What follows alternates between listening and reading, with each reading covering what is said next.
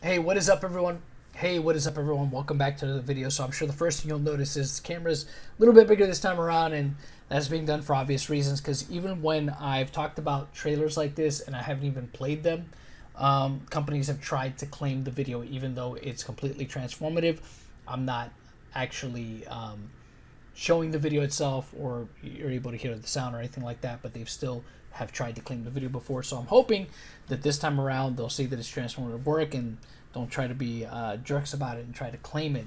So I wanted to talk about the Resident Evil Welcome to Raccoon City trailer because I had heard about this movie maybe about a month or so back when people were talking about the picture that came out, right, with Leon and Claire, and people weren't too thrilled with the casting choices up until that point. Now, I didn't hear much about it outside of that, and I just didn't have the time around then to really talk about it. So I was like, I'll just wait till the trailer comes out, look at it, and kind of give my thoughts on it after I've actually seen the trailer. Now, I've heard more about the Netflix TV series that is going to be coming out and the casting choices for that and some of the plot, and I, I'm not interested in it. Now, I will still probably check it out because it is Resident Evil.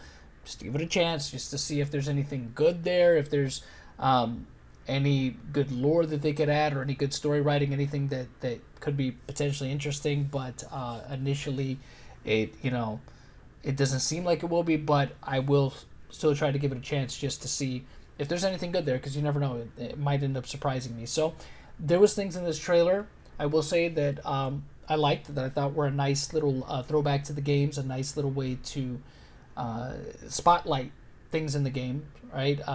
That fans will immediately recognize. But I hope that it's something that,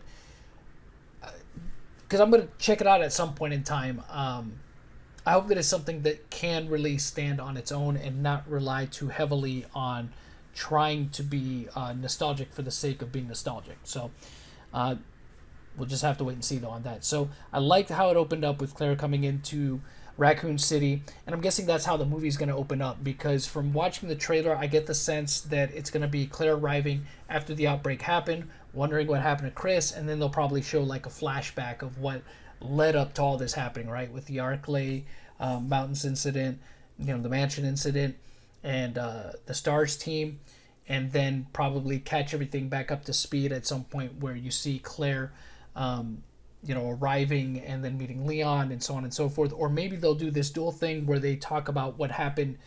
They'll keep flashing back, right, to what happened in Arklay in between that and what's happening here in Raccoon City. That's the sense I'm getting so far from this movie. I could be completely wrong, and I'm not sure if that's the best way to go with this movie, but maybe there's a way they do it where it's seamlessly and it works for it. I don't know. We'll have to wait and see. But I think that they went for the Resident Evil 2 game design for the remake, because you see here Claire with the long leather jacket that she had in that game, and they do all this stuff here. Obviously, it takes place in 1998, so I thought that was pretty cool. Now, the casting choice for Claire, I'm a little bit on the fence about. I'm not sure how I feel about it.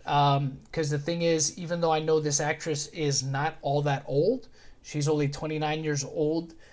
She comes across like a woman in her mid 30s from what I'm seeing here. Now, that could be just that camera angles, the lighting. I don't know. Maybe they're just making her look older, or maybe it's just because she's having a rough night trying to survive zombies and she looks haggard. Maybe that's it. I don't know. But she doesn't come across as a woman in her early 20s to me. If you disagree, that's fine. I'm just saying how I feel about it from what I've seen so far. So I'm just kind of like, eh.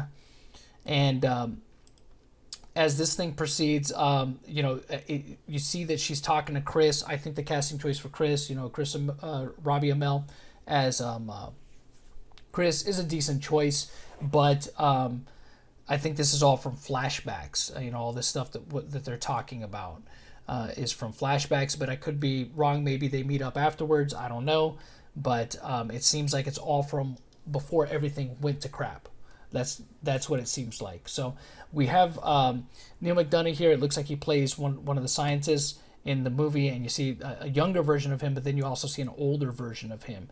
Now we see here clips of some of the monsters that are going to be featured in this movie. Pretty cool. This iconic scene, right? We remember this. This happened at the very beginning of both the original Resident Evil 2 as well as the remake. You know, the truck driver that ends up becoming a zombie and ends up crashing his truck, and that's how Claire and Leon end up splitting up. And I can appreciate that they did that nice little nod back to the games, and we see here the RPG in the background, which I thought the way they also kind of portrayed that was pretty good. It seems like they're really trying to capture the aesthetics of the original games with some of these things. You know, we see this the Cerberus here. We see zombies, of course, zombies galore. That's one thing. There's definitely a whole ton of zombies throughout this entire trailer, which, I mean, you'd expect that. This is the mansion, presumably up in the Arklay, I believe, in the Arklay Mountains, or maybe not. Maybe it's the lab that Neil McDonough is in. But I thought this was interesting. They come across this film that you see Neil McDonough in, and it says the Ashford twins on it, which I thought was pretty cool, which this could be just them setting up for future movies. But I hope that it's not something that they heavily focus on in this movie, that they just take from other movies, right? Like monsters and enemies, you know, like the enemy bosses from other movies, and just kind of force feed them into this movie and have it be a whole convoluted mess. That's one thing that worries me about this, because I think that's one of the things that really ruined the first Silent Hill movie. It seemed like they were just trying to shove stuff in there to really cater to the fans of the games, and it just didn't work. It didn't really make sense why some of that stuff was in there, because there was no context to it. It's just there, and I hope that's not something that they do here just to cater to fans, just for fanfare. So you see here, Chris, like I said, it seems like there's this dual thing that's going to be happening, like I said before, where maybe they're showing the events of a few months before and then the present events of what's happening at Raccoon City at this point in time. Now, one thing that, and this is just the impression I got, and I could be completely wrong about this. Now we see here, this is the Raccoon City incident. Maybe that's Wesker, I don't know. But one of the impressions I got, and you can see here, this is the mansion stuff. They did a good job of making this look a certain way. But one of the impressions I got from watching this trailer was that, man, I wish they would have. Why didn't they give Jill? This is supposed to be Jill, which I wish they would have at least give her the beret. Right, the beret is iconic. You got to give her the beret.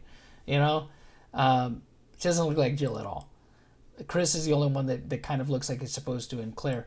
But one of the impressions I got from watching this trailer, which is unfortunate, is that Leon seems almost like a sidekick character, like a throwaway character in this. It doesn't seem like his role in this is going to be as important as Claire's, which I think is unfortunate, because one of the things that I liked about Resident Evil from the beginning was having that dual role between the two characters, right?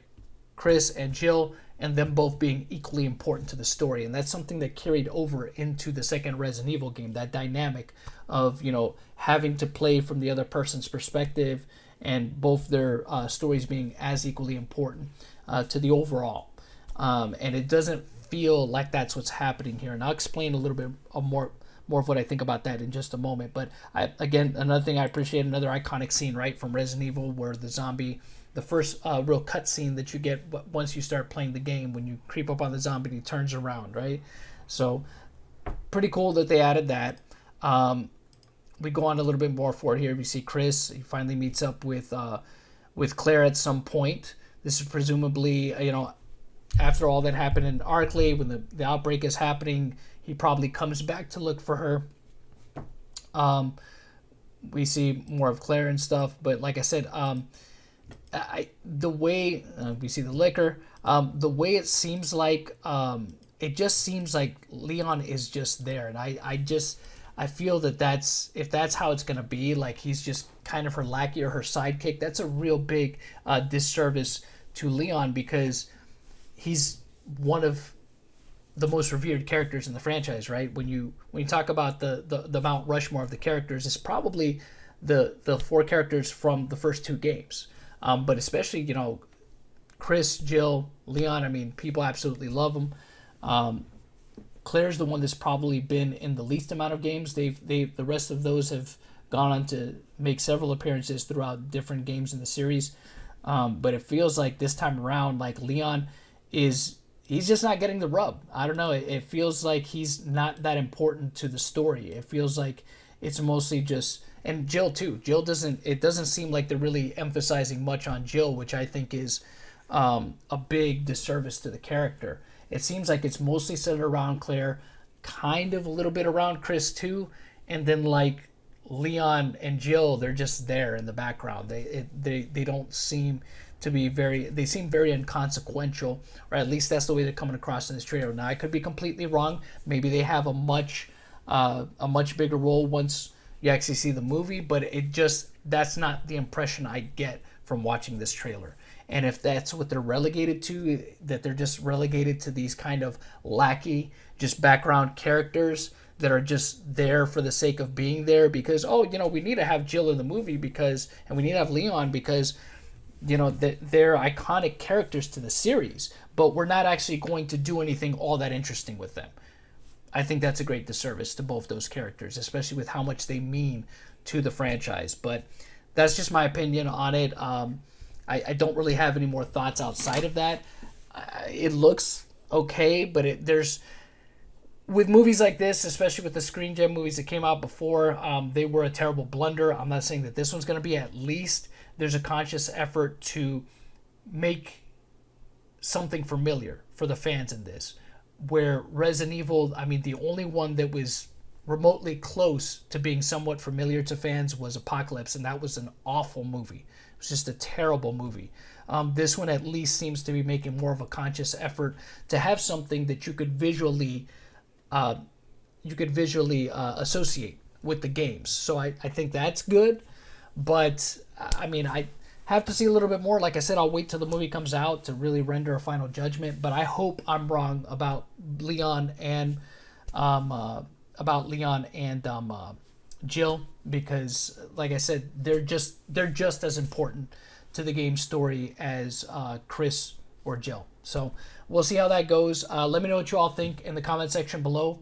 Until next time, y'all know how it goes. The hunt continues.